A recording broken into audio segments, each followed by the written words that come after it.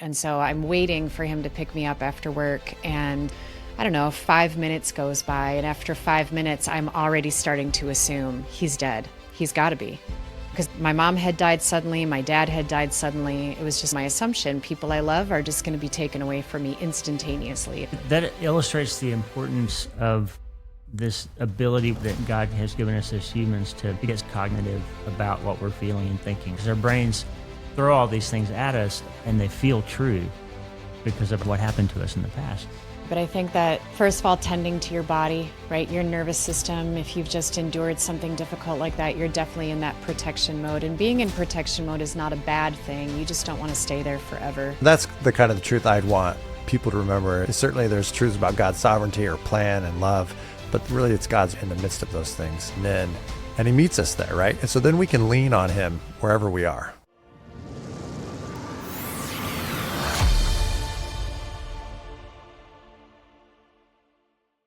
Good morning, my friend. I'm Dr. Lee Warren. I'm so grateful to be back with you for another episode of the podcast. Today, we're going to do some self-brain surgery. We're going to help you connect neuroscience and faith so that you can experience healing, hope, and higher performance in every area of your life. We're going to get this work done.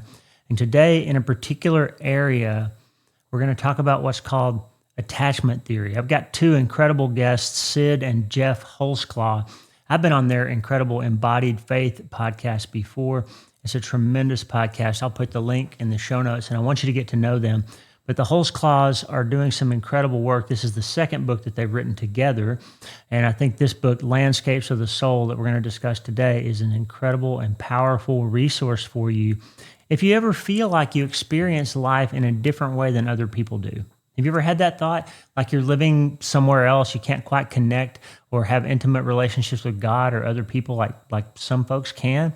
Well, if that's the case, there's a good chance that you, like many of us, have been working on this problem and can't find any traction. You read your Bible, you go to church, you pray, you dive deeper into self-awareness and meditation, and you try to learn, but you're still struggling with this sense of discontent, anxiety, avoidance, doubt. You have trouble with relationships and you start to feel stuck. If that's resonating with you, then this conversation is going to be helpful. Okay, all of us have these feelings inside that sometimes we don't get other people or we don't feel like people get us. And no matter where you find yourself, spiritually or with your relationships or with your emotions, I just want you to know something, that Jesus will meet you in that place. And today we're going to smash neuroscience and faith together to help us move toward a place where we're designed. Remember, Jesus said, I came to help you find abundance, even in this life where the thief steals and kills and destroys. Jesus came so you could have peace and rest in your life. We got Cyd and Geoff Holsclaw here. They're pastors, coaches, educators. Geoff's an incredible theologian. His Substack is one of my favorite reads. He goes deep and really unpacks complicated ideas really tenderly and with a lot of fairness and balance in his writing. I appreciate him so much. And Cyd is brilliant, as you'll get to know in just a moment, at breaking down complex ideas and being vulnerable and sharing her own life and working out these complex issues with us. And this together, they're really a dynamic duo that have helped us with this new book, Landscapes of the Soul, really cover some ground that's important and it's powerful to get this right in your life. They're familiar with the struggle because they both lived it too. And they're here to help us. So we're going to have this incredible talk about their new book, Landscapes of the Soul. They draw on the science and the spirituality of attachment theory, biblical wisdom, and the language of spiritual formation to show us how we get stuck as Christians and how to get unstuck and move forward. So no matter what you feel like, if you're living in a spiritual jungle, a desert, a war zone, you're going to discover in this conversation that you're designed to grow good roots through healthy relational attachment. You're designed to understand how things go wrong through your often distorted survival strategies, but it's not your fault. And once you're aware of these strategies, then you can begin to develop insight, and you've now developed some responsibility in going forward to find your way towards abundance. You're not designed to wander in the jungle, be stuck in a war zone, be lost in the desert. You're designed for what they call the pasture. And you're going to learn in this conversation how God repairs your faith, your hope, and your love for Him, for others, and yourself, and how Jesus will quiet your anxious and avoidant faith. This is a powerful conversation about incorporating practices for building your security with God, because you're not meant to live out there alone in the desert, the jungle, the war zone, all these crazy places that we take ourselves because we don't know how to relate to God or other people. You were designed, my friend, to live in joy and peace in relationship with God in a place that they call the pasture. Because after all, he's not just a good physician, he's the good shepherd too. Today, Cyd and Geoff Holsclaw are going to help us unpack this complex material, move forward in our lives, connect neuroscience and faith in a new way. And we're going to have a wonderful talk you're going to love. We've got 3 copies of Landscapes of the Soul to give away, so stick around to the end for instructions on how you can win one of those 3 copies of the book. And I'll see you on the other side with Cyd and Geoff Holsclaw, our special guest today, right now. Friend, we're back. I'm so excited to be talking again to my friends, Cyd and Geoff Holsclaw, coming to us from Michigan today. Welcome to the show, guys. Yeah, it's good So to be glad here. to be here. Yeah, you were so kind to have me on your show, your wonderful podcast, back when we talked about Hope is the First Dose a couple of years ago. And I'm really glad we get an opportunity today to talk about your new book. And we're going to hopefully teach people about something that a lot of folks don't really know about, or if they do, they don't know a lot about it, I think, attachment theory. So let's just talk about that today and what it means and how it can give us hope. And I love your new book. We got 3 copies to give away, so stick around to the end for instructions on how to win one of those copies of the book that Geoff and Cyd have written. Just a tremendous resource, I think, for the church and for anybody looking for hope and healing. So before we get started, guys, one of you or both of you, let's start with prayer. Yeah, I'll be happy to pray. God, we thank you that you are glad to be with us this morning, that it's not just the 3 of us sitting here on Zoom, and it's not just the people listening in their individual spaces, but that you are present to each one of us, no matter what time of day we're listening to this and no matter where we find ourselves. And we just thank you for your goodness to us. We thank you that you are our good shepherd and that you guide us to the places that nourish us and bring us life, and that you are present with us even in the darkest of places. And so, Lord, we just invite you this morning to just guide this time as we go on this journey of conversation with you together. And we just ask that you would make your invitation into the pasture loud and clear. We ask this all in your mercy. Amen. Amen. Thank you, Cyd. Tell us real quickly about your first book, because we didn't get to have you on the show for your first book, which was called Does God Really Like Me, right? Mm-hmm. Love that book. Talk a little bit about that, and then how the 2 of you as husband and wife came to writing books together, because I think that's amazing. Yeah, well, we'd kind of started down this journey of learning kind of about joy and relational neuroscience and how you can kind of warm up your brain to connect with people better, to connect with God better. And as part of that, I was reading like Jim Wilder or Carl Lehman or others, and they would kind of have a couple proof texts, but I was a theology professor and I'd just be teaching students, future pastors, like the whole story of the Bible. And my sense was like, actually, God's joyful presence, God wanting to shine his face, as we hear in Aaron's blessing upon his people, is like the whole story of the Bible. And so we started teaching that in our church, and I started doing that in the seminary. And then after a while, you start taking these things for granted. You probably do this too with your self-brain science and things.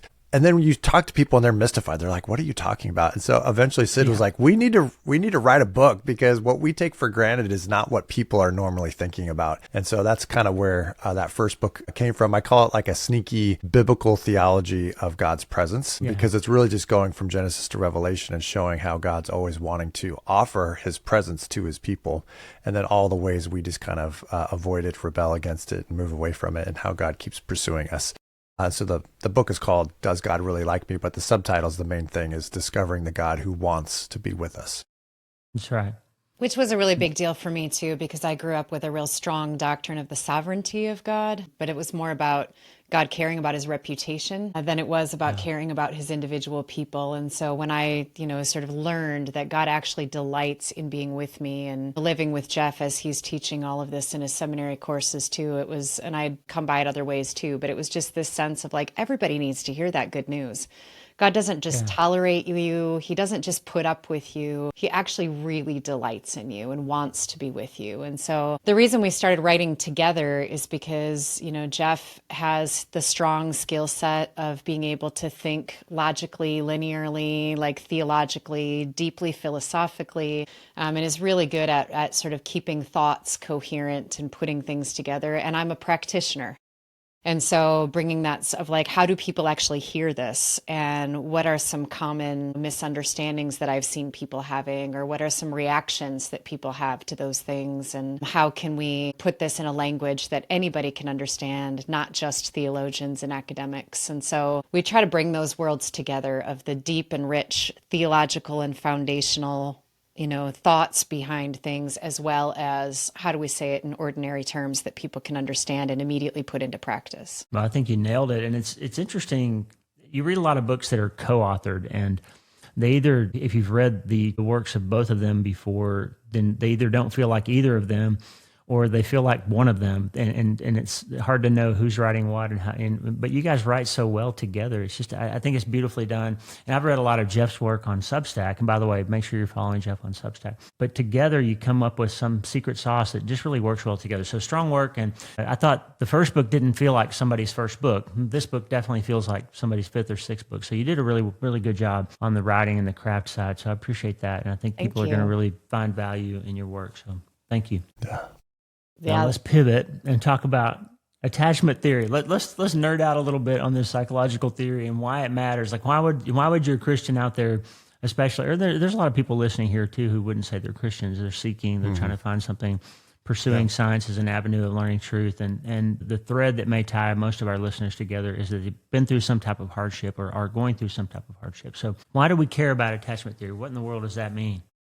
Well, so I'll do the really nerdy out kind of field of attachment theory that Cyd maybe could show how we got into it. But the reason I find attachment theory so compelling is it is such a data-rich kind of field within the psychological sciences. If we go back, to the beginning, John Bowlby, he was trained as a psychoanalyst as in the second generation, right after Freud, and he felt like he was doing the same work as Freud, but kind of doing it in the opposite way. So originally Freud would talk to adults who were having distress, who were having kind of problems in life or some neurosis or whatever. And then while they were talking, they would kind of reconstruct their childhood and try to figure out, well, how did this all come about? And that created all sorts of, things. And that's a fine way to go about the research. But John Bowlby, he actually had an opposite intuition. As he said, well, instead of talking to adults and trying to get them to remember their childhoods, why don't we just watch children and learn how they actually interact with their adults when they're in distress, when they have problems?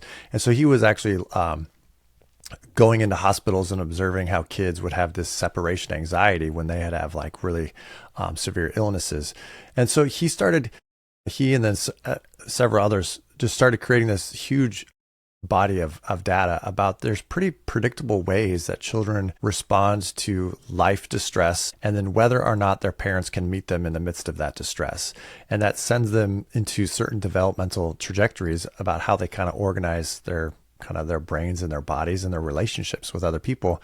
And then as the years went on, people started asking questions like, well, might this interact also with our view of God? And so that's really kind of where we connected with it as pastors and other people who are concerned about the spiritual lives of others, is that attachment and how that early formation really has a lot to do with when we're in distress, how do we then seek relief from that distress? And we're all going to run into issues in our lives. And so some of these built-in things always kind of spring up in our lives. And then it becomes really exciting because when you sort of understand how attachment happens and how attachment is securely developed, and then you look at God's good design of our bodies and of families, and if you look at the way that, all of that is laid out in the story of the Bible and of God's people, there's so much overlap between what we have seen through the science of attachment and through the biblical story of how God wants to be in relationship with his people. And so, for people of faith, attachment science and theory is really interesting to learn because it really maps onto how does God want to repair, these wounds in our lives, and how does he want to create a secure attachment with us so that regardless of what we've experienced from our caregivers, we can still experience that secure attachment with God and grow in our relationship with God. And so that's why it's especially exciting to me and to offer this to people of faith as well. Because whatever your relationships with your caregivers were when you were young will influence the way that you imagine God to be and the things that you expect God to do and how you expect God to interact with you. And so it's helpful to have a better understanding of what are my defaults, what are my strategies, and how am I importing those into my relationship with God. Right. So just the first thought that a young parent listening might have is one of terror. Like, okay, wait, what if I screw my kids up and they don't know how to relate to God? Like, what's the word to people who are raising kids about this? Like, give them some encouragement maybe about the rupture and repair business that we talk about. Yeah, yeah. And I mean, it's so good to hear that, right? That like it's first of all, all of the attachment literature will say it's about being a good enough parent. It's not about being perfect. It's about being good enough. And part of what makes a good enough parent good enough is that when there is a rupture in the relationship, when there's something that has gone wrong, that you as the caregiver, as the parent, are the one who's initiating, let's repair it, let's fix it. And secure attachment doesn't happen without there being that process of rupture and repair. And so the goal as a parent isn't to make sure that there is never conflict, there's never disagreement, there's never hurt feelings. That would be impossible for any of us to try to create that kind of environment. The goal is, okay, I yelled at my child. I didn't want to, but I did. Now I'm the one that goes back and says, I'm so sorry. I shouldn't have yelled at you. Will you please forgive me? And that repair, that step toward the repair, communicates to the child, I am aware that I am the one that did something to break our relationship, and I want to be in relationship with you. And so it's not about not making mistakes. It's about when you become aware of the mistakes you've made, intentionally seeking to repair those. So more important to acknowledge mistakes and show your child that you value restoration. Yes. Than this sort of pretending that you always got it right. Yeah, that doesn't do anybody any good, to pretend that you've always got it right, because kids know. They do. They know it's not right. You're not convincing anybody. You're just causing them to wonder what's wrong with me, that that my parent isn't behaving in the way that it feels wrong, but my parent isn't acknowledging that something is wrong, and so now I'm left with, I just internalize something about me is wrong. I did something wrong. Yeah, there's something wrong with me. And what about the listener who will say, as it relates to God, as we approach our relationship with God later in our life, the listener who will say, I didn't have a dad, or I had an abusive father, or my mother was X, Y, or Z. Like so, if you're an adult now and you're coming to grips with the fact that you don't feel close to God or don't know how to feel close to God, how do you heal that place that got wounded when you were a child if you didn't develop a healthy attachment style? Yeah, that's a really good question.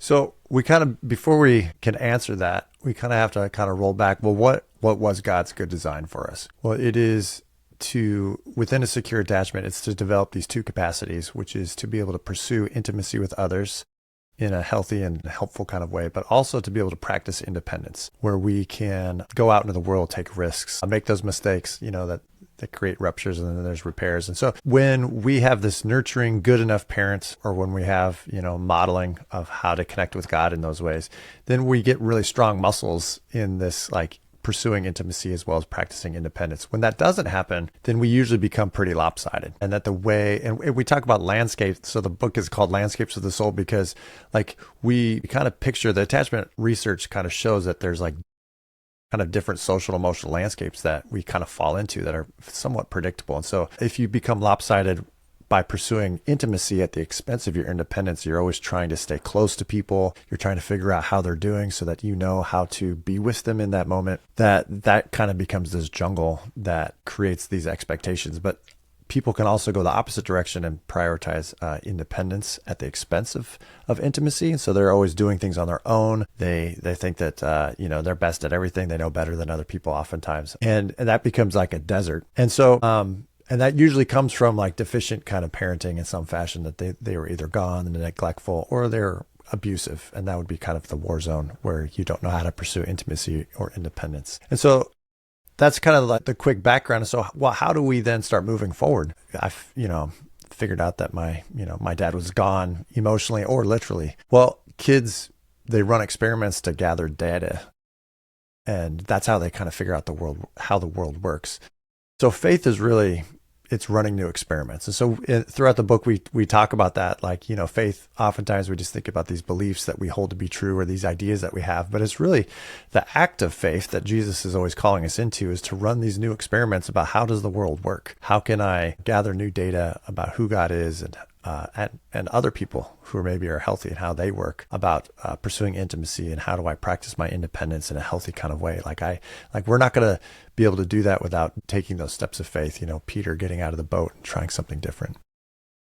I think underneath all of that, I mean, my story is what you just described. I lost my dad in a car accident when I was only 15 months old, and I carried the trauma in my body because I was in the car when that happened. And so I lost my dad very, very young. And then my mom, while grieving and, coping in the only ways that she knew how, was raising me. And so she wasn't necessarily as consistent in her caregiving as I'm sure she wanted to be.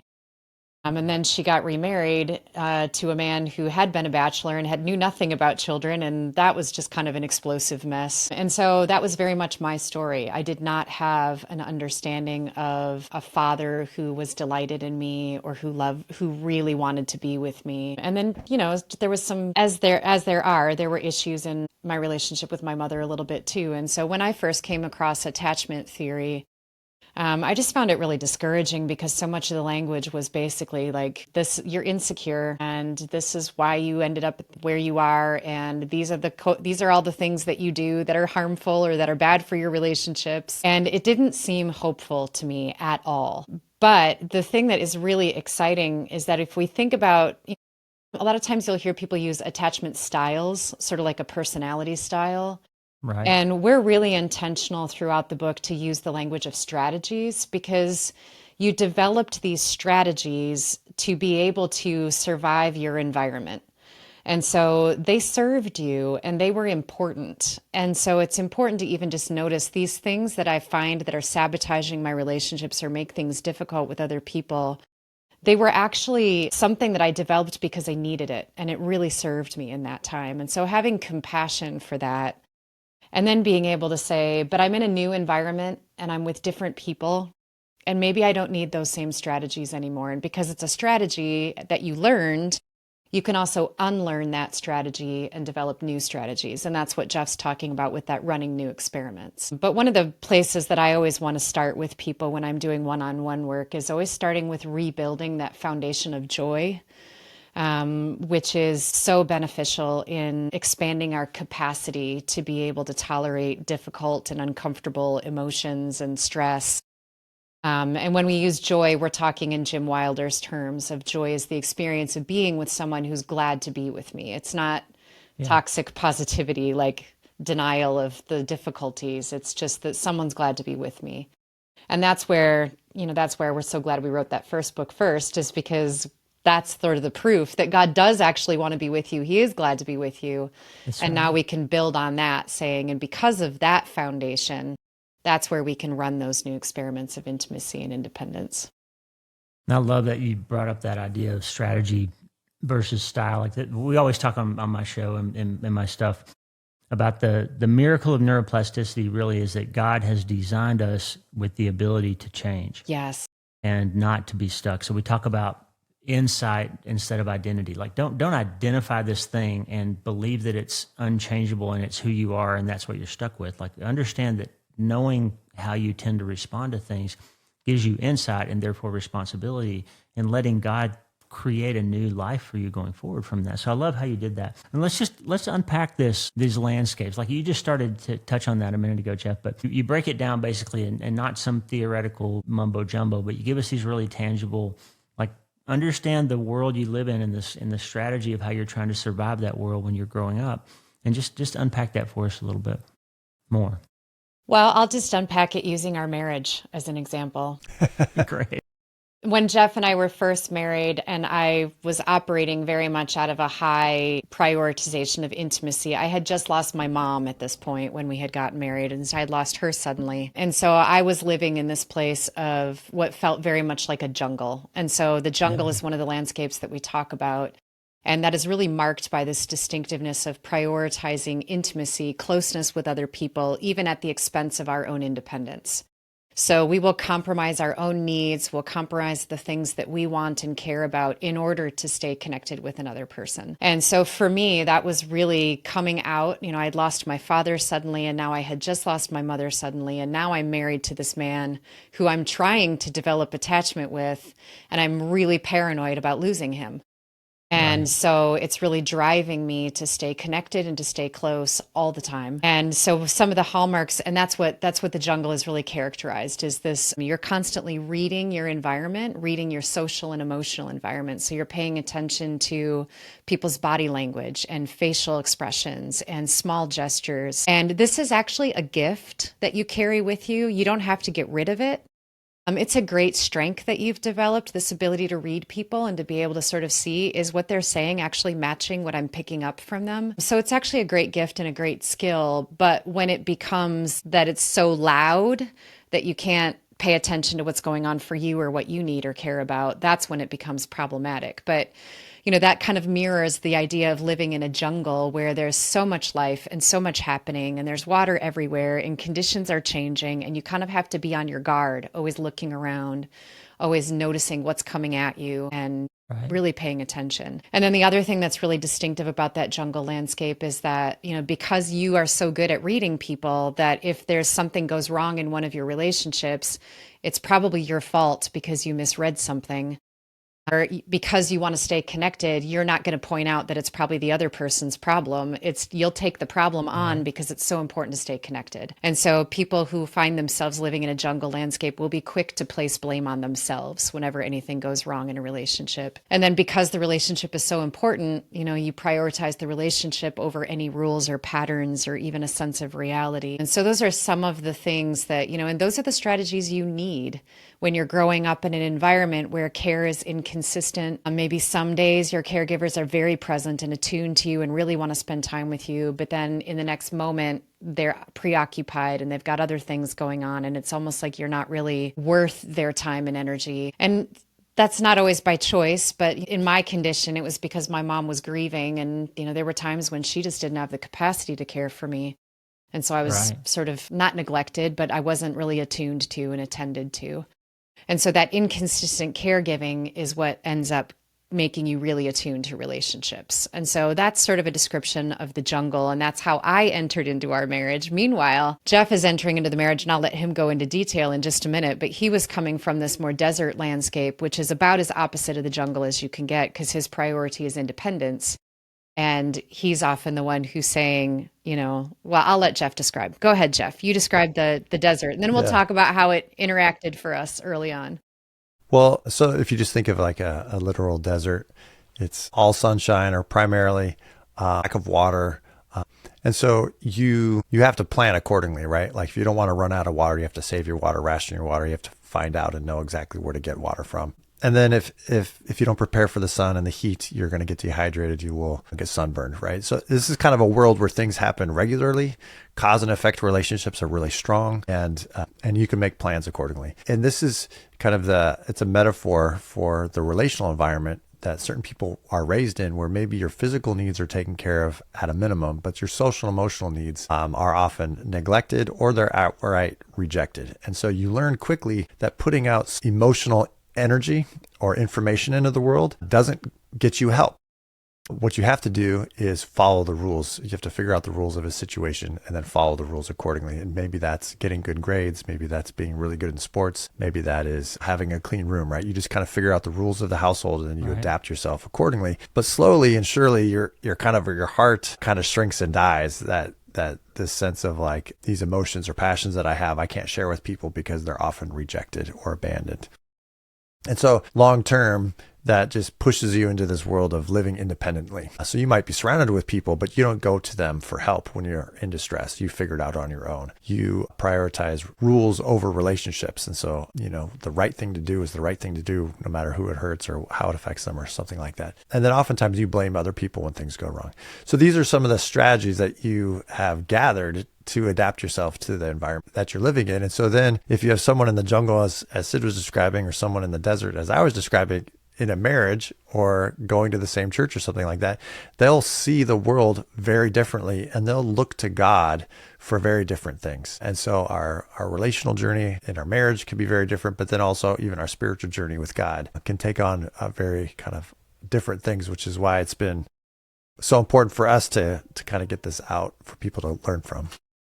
Yeah, because what happened is, when we're first married, we're trying to help each other grow in our spiritual lives, and the things that the other person is needing are not the same things that we're needing, and the practices that would actually deepen our faith are not the same.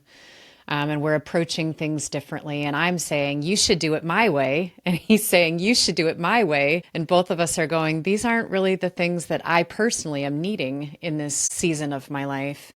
And then you can imagine all the arguments we had where I was the one who was always wrong and he was the one who was always right, and that kind of dynamic is really painful for both people, and it doesn't do any good for either person. And so that was, a long struggle to sort of do some of that repair work. But as you talk about on your podcast, your brain can change and strategies can change, and practicing joy and learning about these dynamics of intimacy and independence helped me understand what I need to do is I need to grow in my independence, and I need to acknowledge that I want this relationship to stay connected. And at the same time, I need to be able to become more able to express what I need and pay attention to myself. And Geoff needed to be able to say, this is what the pattern is, but she's a human and maybe she doesn't always fit the pattern. And maybe there are some things that, he's doing that could be more helpful in a different way. And so we actually coined the phrase where I could say to him, you're technically right, but relationally wrong.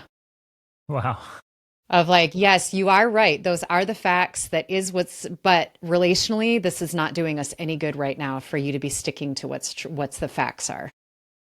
Wow, that's so wise. Like, I think that we have to remember in a relationship that there's not only like you've got this attachment style, you got a love language, all these things that we learn about ourselves, but your partner does too. Mm. And so it's not necessarily that he thinks he's always right. If you think he thinks he's always right, you have a similar problem, right? Right. So how do we interact with somebody that has a vastly different attachment style or situation than we do? How do we learn that? Mm-hmm. Well, that's what's been so helpful to us in learning attachment science. And that's why we wrote the book, is because it's really helpful to understand if I'm using all the strategies as if I'm living in a jungle and he's using all strategies as if he's living in a desert, then I need to be thinking to myself, how do I communicate this to him in a way that makes sense in a desert? Well, what we're trying to do is how do we both move into the pasture, which is where Jesus is inviting us into, which is that secure attachment with a high capacity for joy, intimacy and independence, both being equally strong and integrated, and then, having a strong sense of faith, hope, and love. And so how do we both move ourselves, or how do we both receive this, like, how do I move into the pasture instead of functioning out of this jungle? But even being able to look at some of the things that he does and goes, well, that makes sense because he's living in a desert. And so it would make sense that that's the way he would think about it, and that's the way that he would see it, is because his strategies have developed in such a way that he believes he's in a desert. And so when I could take, step back and look at it and go, okay, I can see why that makes sense that he's doing that. And he could do the same for me. And he could say, okay, based on the story she's lived and the attachment she has, that makes sense that that's what her approach would be. And then we can meet each other with compassion and kindness regarding those strategies that we've developed, and be able to invite each other into how can we be thinking about this and looking at this as if we're living in a pasture, which we actually all are. And then the fourth landscape we haven't talked about so much is that war zone landscape, which is has elements of both the pasture and the jungle. And it's that it's sort of a conflicted landscape where you're not really sure how to be intimate and close, but you're also not really sure how to be independent, because often your caregiver that you wanted to be close to was the same person who was hurting you or neglecting you. And so there's some conflict there, but there's also good news there too, because Jesus meets you right where you are in those places with compassion and says to you there, you make sense to me, and I want to bring you into the pasture. So wow. It kind of reminds me of, as a physician, we've learned, I think in the last 10 years especially, We've learned how important it is to be aware of things that your patient has been through in the past. Everybody calls it trauma-informed care now. This idea of like some guys being a real jerk in the emergency room when we're trying to take care of them, and we say, "What's wrong with you?" But a better question is to be curious about what's happened to them, right? Like, what happened to you in the past that makes you behave in this way when you're under stress? And so if we bring that into our relationships, that's helpful. Yeah, and it adds a lot of insight into behaviors that seem so foreign to you because they don't fit in your landscape. But when you see those behaviors in someone else, you can be curious about that served you. At some point in your life, that served you. Yeah. Well, let's talk about the place where God wants us to be, this pasture land. Like how do we get there? What does it look like when we're in the pasture? Why does God want that for us? And why should we have hope that we can actually get there? So how do we get there?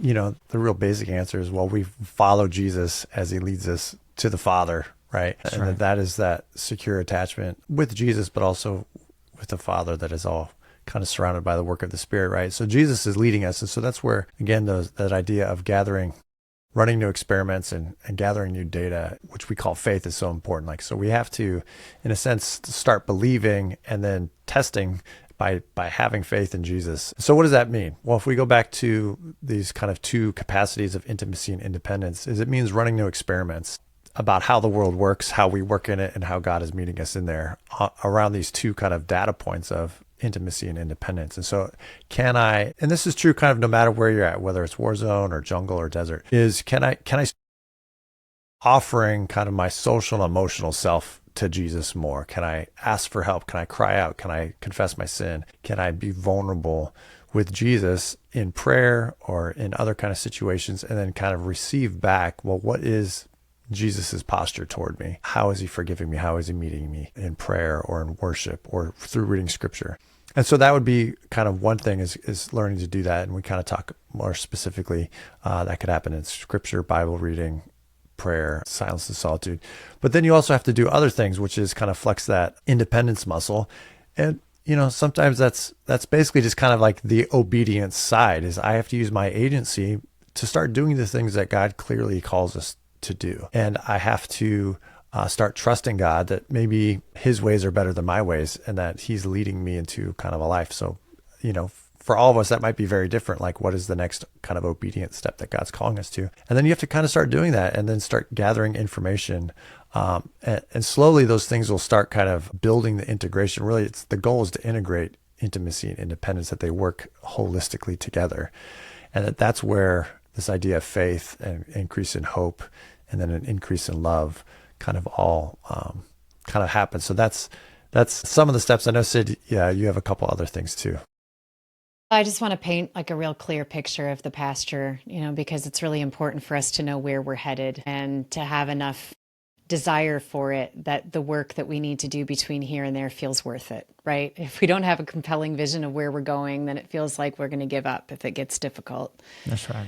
So, life in the pasture is one, first of all, where you're experiencing joy, God's gladness to be with you. And hopefully there's a couple people in your life that you have an experience of joy with.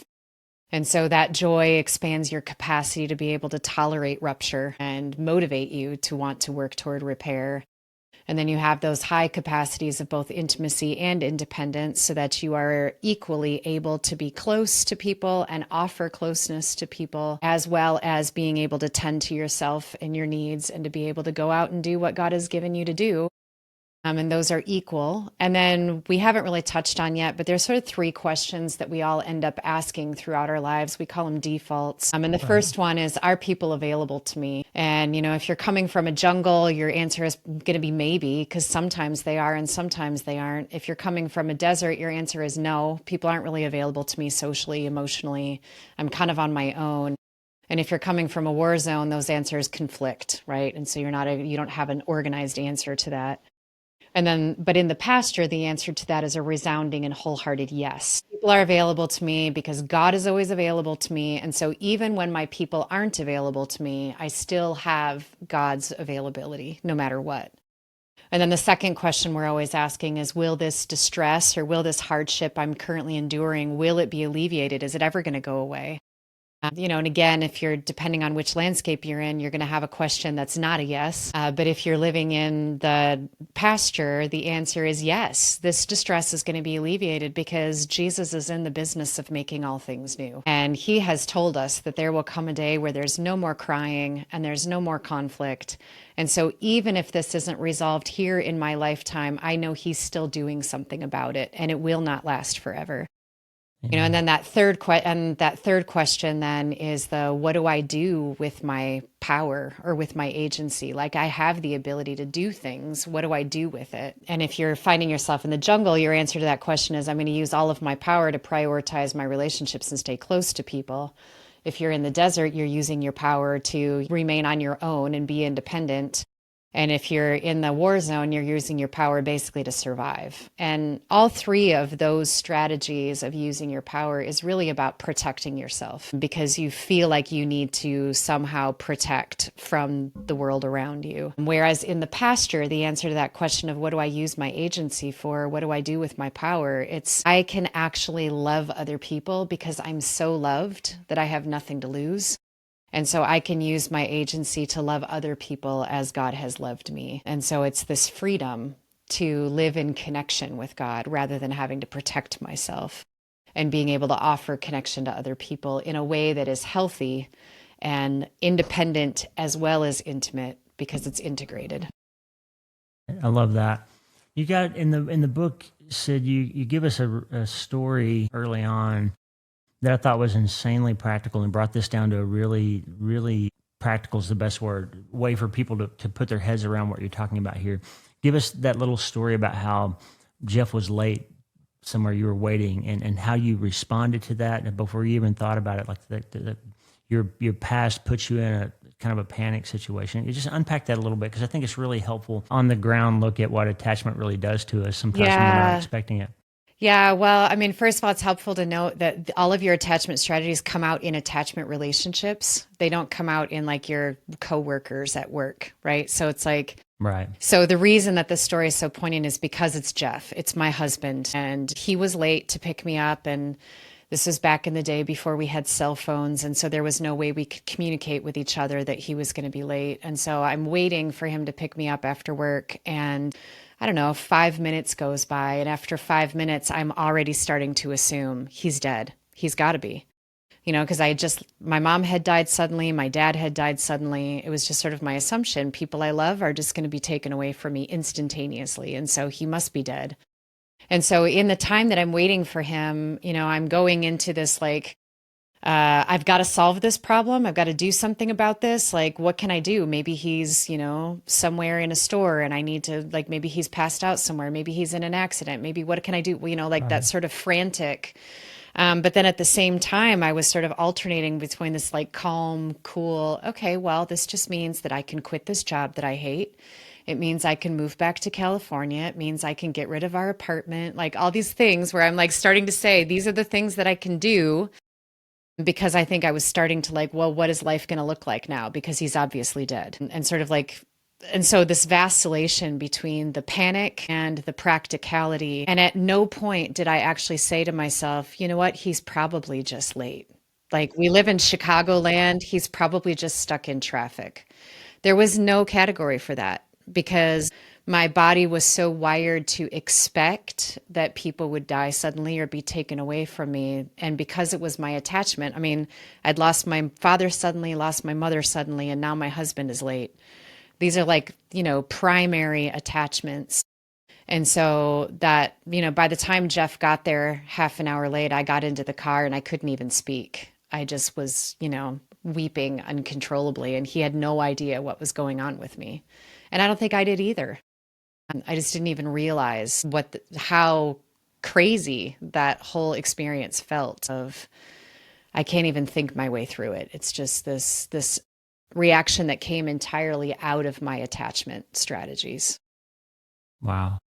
That illustrates the importance of this ability we have that God has given us as humans to get sort of metacognitive about what we're feeling and thinking, right? Because our brains throw all these things at us and they feel true because of our previous experience, like what happened to us in the past. And so I love how you unpack this in the book. And I'll just encourage you, listener, whatever you're going through, like this is a real helpful work of science and theology applied, but also insanely practical, well-written book. I think it'll be extremely helpful to you. I thought, guys, you really contributed something to the field here. I think something novel that they'll be teaching in school, but also really accessible for normal people. So thank you for doing that hard work and giving us a tool that's going to be really helpful to all of us. Tell us what somebody can do if they're in the early stages of something devastating and they're feeling all these things like you just described. Like what's the path to winding that thing down and working forward towards something more healthy in the middle of it? Yeah, I'll go first, Geoff. You can add something later. But I think that, first of all, tending to your body, right? Your nervous system, if you've just endured something difficult like that, you're definitely in that protection mode. And being in protection mode is not a bad thing. You just don't want to stay there forever. And so when your body is in this state of like, I've experienced something horrible, I'm in a panic, to tend to our body first. And so doing things like deep breathing, taking some walks, taking a bath with Epsom salts, like those kinds of things, just to care for your body physically, being gentle and kind with yourself. And then, if possible, to be able to receive the attunement of God that is always there for you. And we see it so clearly outlined in Exodus chapter 3, when God comes to Moses in the burning bush and says, I have seen the suffering of my people. I have heard their cries, and I know, right? I know what this is for them. And so I have come down and I am sending you. And that is God's posture toward every single one of us in whatever distress we're experiencing, is God sees it. He sees all the circumstances. He sees everything that's going on or has gone on. He hears the truth you're telling yourself that may or may not be true. And he hears what's going on for you, and he understands. It makes sense to him that you would make those conclusions and make those observations because he knows your whole story. And then he's still saying, and I really want to be with you in this. Like, I'm glad to be with you in this. And together, I'm doing something here to repair, to restore, to renew. And so I think that would be, if you find yourself in the middle of hardship, I would just encourage you to give yourself the what if God can really see me and hear me and understand what's going on? Can I allow myself to even hope that that might be true?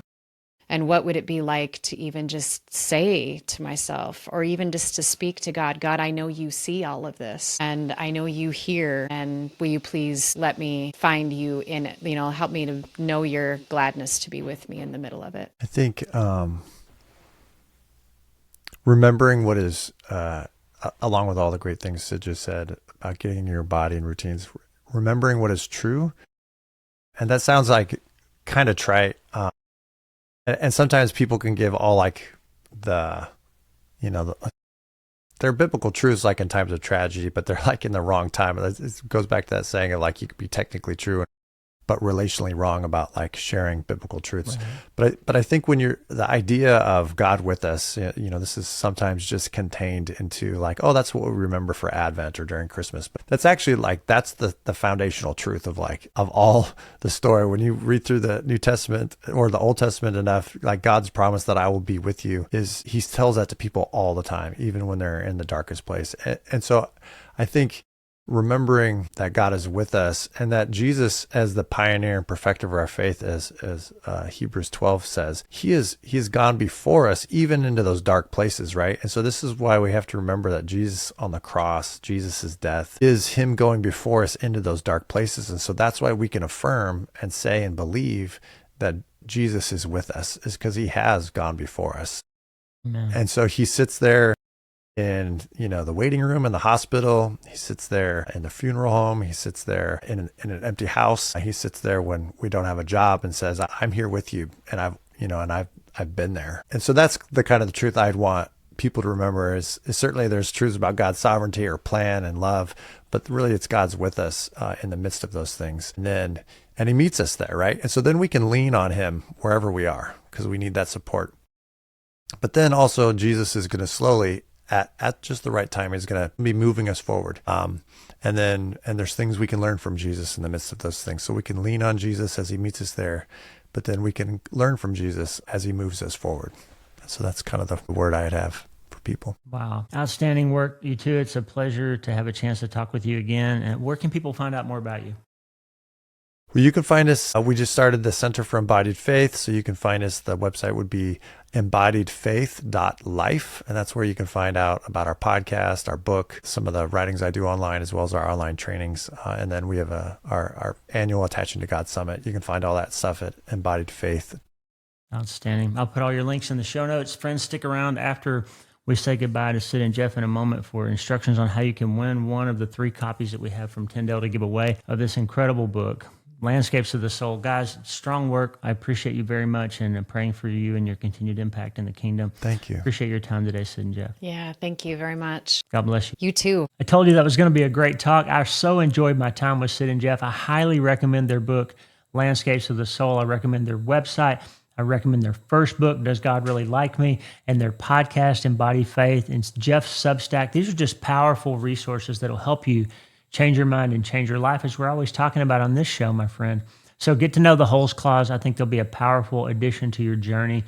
Guides, reliable helpers along the way as we all struggle to find our way forward in becoming healthier and feeling better and being happier. We've got 3 copies of Landscapes of the Soul to give away from our friends at Tyndale, and I would love for you to win one of those. We're going to give those away 48 hours after this episode posts. So if you hear this in November or December or later, after 2025 is over, they've already been given away.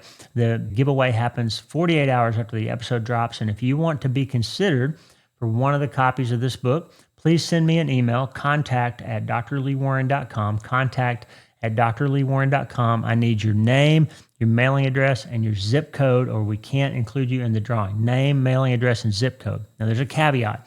We can't ship to a P.O. box, and we can't ship to international addresses. I'm sorry, but these are gifts from the publisher. It's expensive to ship overseas.